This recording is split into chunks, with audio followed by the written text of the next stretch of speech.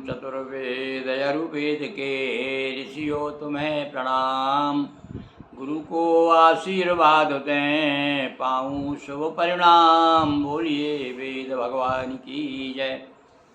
ऋग्वेद पारायण के अंतर्गत आज 140वां ऋग्वेद प्रथम मंडल सूक्त 140वां और ऋचा क्रमांक 6 से लेकर के आगे की। चलिए 6 से लेकर 10 तक। छठवां है भूषण्णयोधि बभ्रुषु नम्रते विषेव पत्नीरभ्येति शेरुवत् ओजायमानस्तन्वस्य शुम्भते भीमो न श्रृंगादभिधाय दुर्गवी। पीतवर्ण वाली औषधियों में प्रविष्ट होने वाला है अग्नि उनको सुशोभित करता है। वृषभ के समान ध्वनि करता हुआ आज्ञा का पालन करने वाली पत्नी रूप वनस्पतियों का भी भक्षण करने लगता है तथा भयंकर रूप धारण करके वृषभ के समान ज्वाला रूपी सिंहों को हिलाता है। फिर से सुनिए अग्नि के बारे में क्या कह रहे हैं भाई। कभी कभी भाषा एकदम से आपको ग्राह्य नहीं होगी, समझ में नहीं आएगी, धीरे से सुनेंगे आप आराम से। क्या कहते हैं? पीत वर्ण वाली औषधियों में प्रविष्ट होने वाला अग्नि। अग्नि के लिए कह रहे हैं भाई। ये अग्नि क्या है? ये पीली पीली जो दवाइयाँ हैं, कुछ औषधियाँ हैं, उनमें अग्नि रहती है, ये कहना चाहते हो। उनको सुशोभित करता है और वृषभ के समान ध्वनि करता हुआ, यानी वो ऐसी कुछ औषधियाँ हैं जो जलाने से छिटकती होंगी, आवाज़ आती होगी, ऐसा भाव हम ले रहे हैं भाई। हैं आज्ञा का पालन करने वाली पत्नी रूप और जो वनस्पतियाँ हैं वो उनकी जैसे पत्नी आज्ञा। देखो अब यहाँ उदाहरण पत्नी का दिया। ये हम क्या करते हैं? ये कहते हैं मानवीकरण कर रहे हैं। हमारे ऋषियों ने प्रकृति का मानवीकरण किया है, यानी प्रकृति को मनुष्यों की तरह। जैसे पत्नी अपन लोगों के मनुष्यों में पत्नी होती है, इसी प्रकार से कहते हैं ये बृहस्पति भी पत्नी है अग्नि की। तो ये पत्नियों को भक्षण करने लगता है, बृहस्पतियों को, पत्नी रूपी को, है ना। और भयंकर रूप धारण करके वृषभ के समान ज्वाला रूपी सिंहों को हिलाता है। अब ये ज्वालाएं निकलती है अग्नि में, तो वो देखो क्या कल्पना कर रहे हैं। ये तो भैया कवि की कल्पना है। किस प्रकार से वो ज्वालाएं निकलती है, ऐसी लगती है जैसे वो बैल है। कल्पना कर ली होगी। कई बार क्या बादलों में भी क्या कल्पना करते हैं, बादलों में कोई शेर दिख रहा है, कोई भालू दिख रहा है, कोई तीन कोई पहाड़ के वो शिखर दिख रहे हैं। ये कल्पना करते हैं। कभी यहाँ या कल्पना कर रहा है कि वो जो ज्वाला है, ज्वाला सिंह की तरह है, और अग्नि जल रही है उस समय क्या है, वो बैल की तरह है। बैल की उपमा दी है यहाँ पर।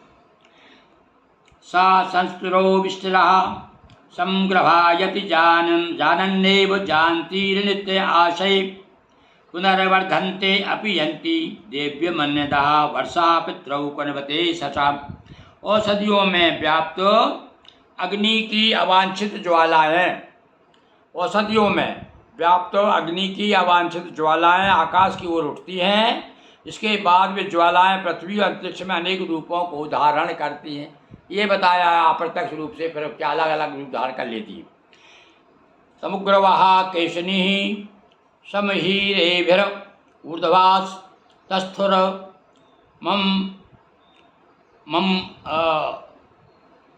तस्थुरो मम्रो मुंसीय प्राय वे पुनः तासां जराम प्रमंचनेति नादसुम परम जनयन जीव मस्तृतम। केशों की भांति लंबी ज्वालाएं उस अग्नि को सभी ओर से स्पर्श करती हैं। ये ज्वालाएं मृतवत होती हुई भी अग्नि से मिलने के लिए ऊर्ध्वमुखी होकर ज्वलंत हो उठती हैं। अग्नि उन ज्वालाओं की जीर्णता को समाप्त करके उन्हें जीवंत बनाता हुआ गर्जन जैसे ध्वनि करता है। ये सब यज्ञ में जो ज्वालाएं निकलती ना, उनका कवि अपने ढंग से वर्णन कर रहा है। अधिवासम परिमातु रिहन्नः तु विग्रेवी सत्त भिर्याति विज्रह वधो दधतु पद्धते रेरिहतु सदानु स्वेनी सचते वर्तनीरः। विजयशील मनुष्यों के साथ वेग पूर्वक जाने वाला अग्नि भूमि की वनस्पति आदि का भक्षण करता मनुष्य और पशुओं को अन्न रूपी बल प्रदान करता है। वह वनस्पतियों आदि को भस्म करता हुआ जिस मार्ग से जाता है उसे पीछे से काला करता है। देखिए जो वाकई में कहीं आप आग लगा दो तो जलता हुआ आगे जाएगा, पीछे काली हो जाती है। तो एक एक ऐसा वर्णन कर रहे हैं कवि, जो देखता है वही उन्हों को जो स्फूर्ति आती है मन में, उस प्रकार से कल्पना करते हुए ऋषि अग्नि की प्रार्थना कर रहा है, अग्नि के ऋचा गा रहा है। अस्माकमग्ने मगवत्सु द्वयाता स्वशीवान प्रसबोधमूना अवस्यासु सुमतिर दी दैर वर्मेधयुत्सु परिचरभुराणा। हमारे ग्रह को अपनी ज्वालाओं से प्रकाशित करने वाले अग्नि। अब ये बता दिया, देखो हे अग्नि, आप अपनी ज्वालाओं से हमारे घर को आलोकित करते हो। शत्रुओं को नष्ट करने वाला तू श्वास द्वारा शैशव का त्याग करके संग्राम में हमारा रक्षा कवच बनता हुआ प्रकाशित हो। और तेरा जो बालक रूप है, हम चाहते हैं ये एकदम से बड़ा हो जाए और हमारी रक्षा के लिए तू सक्षम हो जाए। अग्नि से प्रार्थना कर रहे हैं। बोलिए अग्निदेव की जय, ऋग्वेद भगवान की जय।